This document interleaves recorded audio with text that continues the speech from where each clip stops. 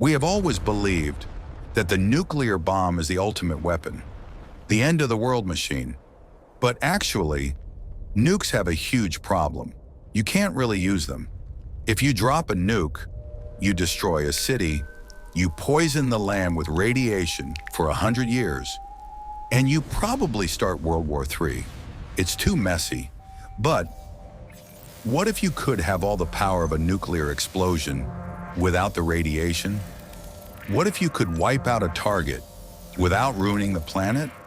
Well, during the Cold War, American scientists came up with a terrifying answer. They called it Project Thor. The nickname is much cooler.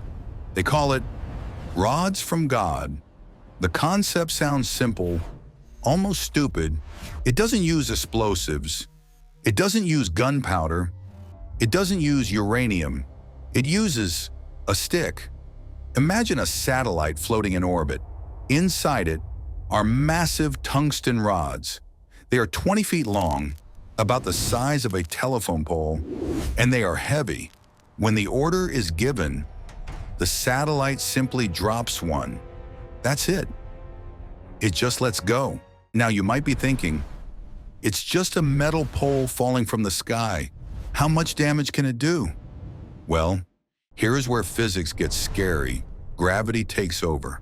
By the time that rod hits the atmosphere, it is traveling at Mach 10. That is 10 times the speed of sound, over 7,000 miles per hour. At that speed, a simple metal rod turns into a meteor. When it hits the ground, it doesn't just crash, it vaporizes everything. The impact creates a shockwave comparable to a small nuclear bomb. It can punch through hundreds of feet of solid earth, destroying secret underground bunkers that even nukes can't reach. Think about the advantage. There is no radiation, no fallout. You could destroy an enemy bunker and move your troops in 10 minutes later. It is clean, it is precise, and it is unstoppable. You can't shoot it down. How do you stop a solid piece of tungsten falling at Mach 10? You can't. It's basically a man-made earthquake, on demand. So, if this weapon is so perfect, why haven't we seen it used? Is it real? Technically, yes. But there is one big problem: money. Tungsten is heavy, and sending heavy things into space is incredibly expensive. Back in the Cold War, launching just one of these rods would have cost hundreds of millions of dollars. It was cheaper to just buy a nuke.